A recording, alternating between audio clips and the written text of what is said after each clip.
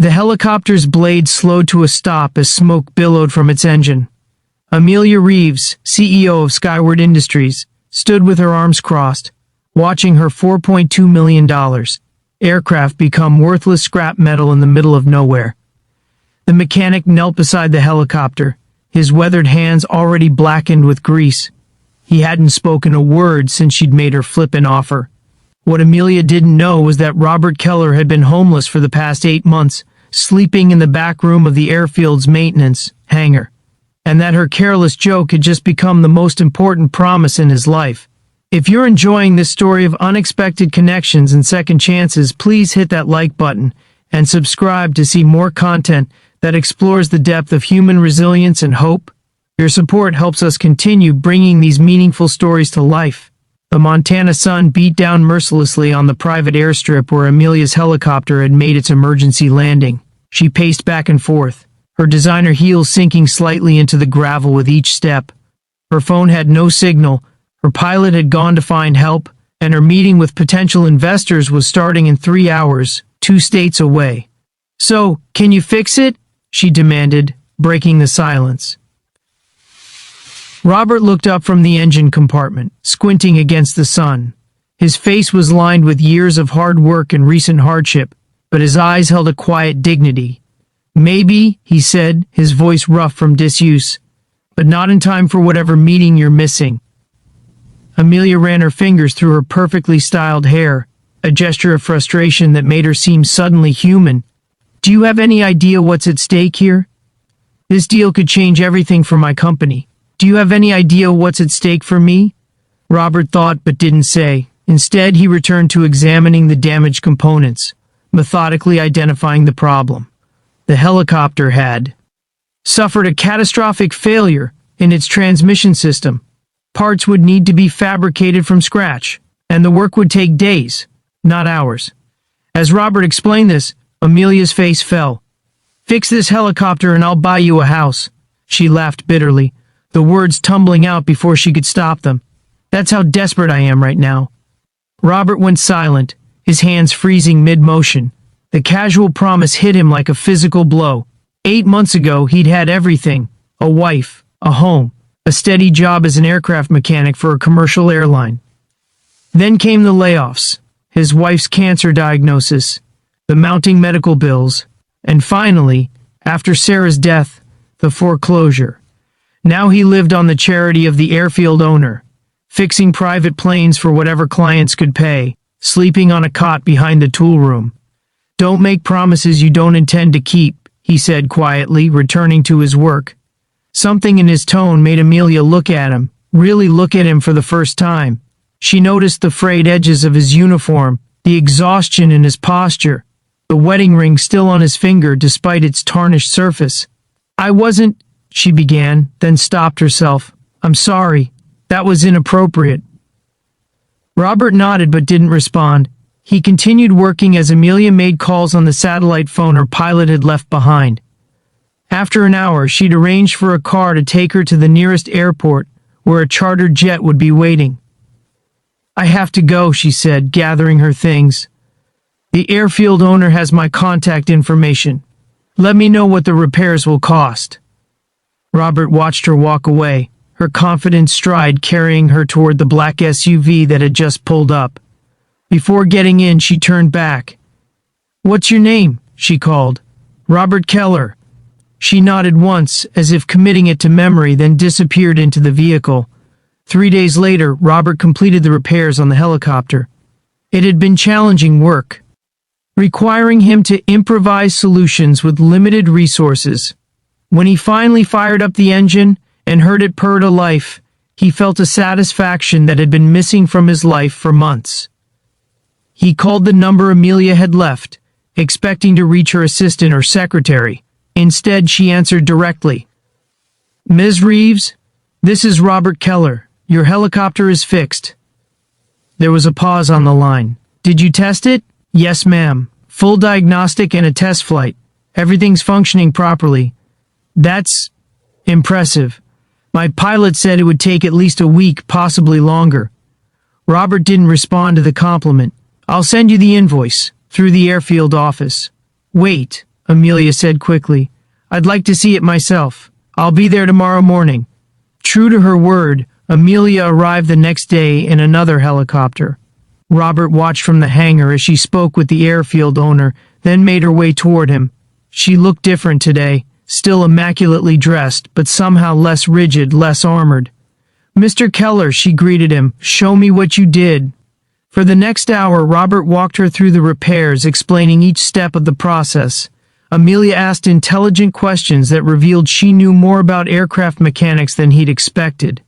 When they finished the inspection, she nodded approvingly. "Exceptional work," she said. "Better than our regular maintenance team would have done." "Thank you," Robert replied, uncomfortable with the praise. Amelia studied him for a moment. "You know, I made that meeting.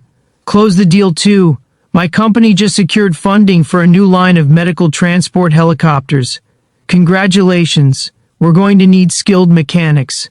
People who understand these machines inside and out, who can think creatively when parts fail in remote locations." Robert realized she was offering him a job, a real job, with benefits and security. It was more than he'd hoped for, but less than she'd carelessly promised. He felt a mixture of gratitude and disappointment. "I appreciate the offer, Ms. Reeves, but I'm established here." The lie came easily. What would be the point of moving for another job he might lose when the next economic downturn hit? Amelia's expression changed, becoming more serious. "About what I said before, about buying you a house if you fix the helicopter." Robert shook his head. "You don't owe me anything beyond my fee." It was a joke made in a stressful moment. "I don't make promises lightly, Mr. Keller, even joking ones." She handed him a business card. "This is my personal number. If you change your mind about the job, call me." After she left, Robert turned the card over in his hands. On the back she'd written an address in Denver. Curious, he looked it up online using the airfield's computer. It was a modest house in a working-class neighborhood, recently purchased by Skyward Industries as part of their employee housing initiative. 2 weeks passed. Robert continued living in the back of the hangar, fixing planes when work came in, which wasn't often enough. The airfield owner, Jim, found him staring at Amelia's card one evening. "You're an idiot if you don't call her," Jim said bluntly. "This place is dying, Rob. I can barely keep the lights on, let alone pay you what you're worth. I can't just leave. You gave me a place to stay when I had nothing." Jim snorted. "And you've repaid that debt 10 times over with your work. Sarah wouldn't want you living like this, son." The mention of his late wife's name broke something loose in Robert. That night, he called the number on the card. "Ms. Reeves? This is Robert Keller. I'm calling about that job offer. I was wondering if you'd call," Amelia replied. "The position is still open. Before I accept, I need to know something." "Why are you doing this? You don't know me." There was a long pause before Amelia answered.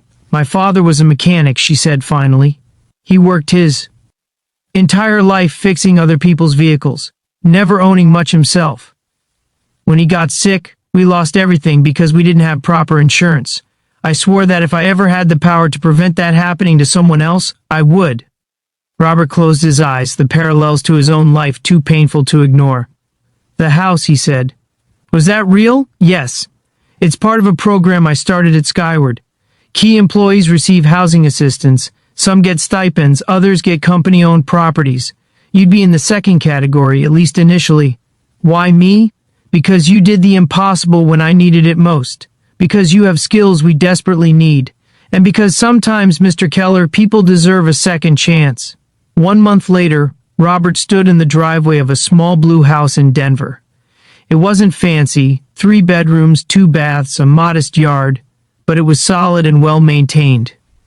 His new position as lead emergency repair specialist at Skyward Industries came with a salary that made the mortgage payments manageable, with the company covering the down payment as a signing bonus. On his first day of work, he found Amelia waiting for him in the hangar. "Welcome to Skyward, Mr. Keller," she said, extending her hand. As they shook hands, Robert noticed something he hadn't before. A small tattoo on her wrist, partially visible beneath her watch. It was a set of mechanics' tools. "Your father would be proud," he said quietly. Amelia's professional demeanor cracked slightly, revealing a glimpse of vulnerability. "I hope so," she replied. He taught me that we're all just one disaster away from losing everything, and sometimes all it takes is one person willing to help to change that. 6 months into his new job, Robert had transformed Skyward's maintenance division. His innovative repair protocols had saved the company millions and improved their safety record. The house had become a home, with photographs of Sarah displayed prominently in the living room, alongside new memories he was making. One evening, as he was finishing a particularly challenging repair, Amelia stopped by the hangar. "I have something to show you," she said, leading him to a helicopter he hadn't worked on before. It was smaller than their usual models, designed for rapid response in emergency situations. "This is the prototype for our new search and rescue line," she explained. "It can reach remote locations in half the time of conventional helicopters and operate in conditions that would ground other aircraft." Robert walked around the machine, admiring its design. "It's impressive." "It's yours," Amelia said, "or rather, you're its designated pilot mechanic." Robert stared at her in confusion. "I'm not a pilot. Not yet, but you will be. We're sending you to flight school as part of your professional development." "Why?" Amelia's expression softened. "Because when I made that thoughtless comment about buying you a house, you didn't laugh or dismiss it. You went silent because it meant something to you. I later learned about your situation, not from you but from Jim at the airfield. He called me after you accepted the job, told me everything you'd been through." Robert felt a flash of embarrassment, quickly followed by understanding. "So this is charity?" "No," Amelia said firmly. "This is investment in talent. This is recognizing that sometimes the people who need a chance the most are the ones who will work hardest to prove themselves worthy of it." She handed him a folder containing the details of the flight training program. "The first class starts next month. In a year, you'll be qualified to pilot our emergency response helicopters, the ones that might have reached your wife in time if they'd existed then." Robert's throat tightened. "You know about Sarah? Jim told me she died waiting for medical transport that couldn't fly in bad weather. Our new helicopters can. They'll save lives, Robert, and you'll help make that happen." In that, standing in the hangar with the sleek helicopter beside them, Robert understood that Amelia's careless promise had become something far more meaningful than a house. It had become a purpose. 2 years later, Robert piloted the first official flight of Skyward's medical transport helicopter in a remote area of Colorado. A hiking accident had left a young woman stranded on a mountainside with a broken leg, in weather conditions that would have grounded traditional rescue aircraft. As he skillfully navigated the helicopter through the turbulent mountain air, Robert thought about the chain of events that had brought him here. A broken helicopter, a flippant promise, a second chance. The rescue was successful. As they flew the injured hiker to the hospital, Robert radioed back to base where he knew Amelia would be monitoring the mission. "Skyward 1 to base. Mission accomplished. Patient secure and stable. Well done, Skyward 1, came Amelia's voice over the radio. You just saved your first life." Robert looked out at the mountains below, thinking of Sarah, of the home waiting for him after his shift, of the purpose he'd found in the aftermath of loss. "No," he replied quietly. "You saved mine first." When Robert returned to base, Amelia was waiting on the landing pad. As the medical team rushed the patient into the waiting ambulance, she approached him. "How does it feel?" she asked. "Like coming full circle," he answered honestly. They stood together watching the ambulance drive away, CEO and mechanic turned pilot, both transformed by a chance encounter and a promise that had seemed impossible at the time. "You know," Amelia said thoughtfully, "when I said I'd buy you a house if you fixed my helicopter, I never imagined where it would lead." Robert smiled. "Sometimes the most important journeys start with words we don't mean to say." Amelia nodded. "And sometimes they're exactly the words that needed to be said." As the sun set behind the mountains, casting long shadows across the airfield, Robert realized that the true value of Amelia's promise hadn't been the house itself, but the home he'd found in his new purpose. In saving others, he had finally found a way to honor Sarah's memory and heal his own broken spirit. The helicopter that had brought them together stood gleaming in the fading light, a symbol of how a moment of crisis had become the foundation for something extraordinary. A reminder that sometimes when we're most lost, the right person appears to help us find our way home. If this story touched your heart, please take a moment to like this video and subscribe to our channel. Your support helps us continue sharing stories of hope, resilience, and the unexpected connections that change lives. Remember, sometimes the most meaningful journeys begin with a single moment of kindness or a promise we never expected to keep.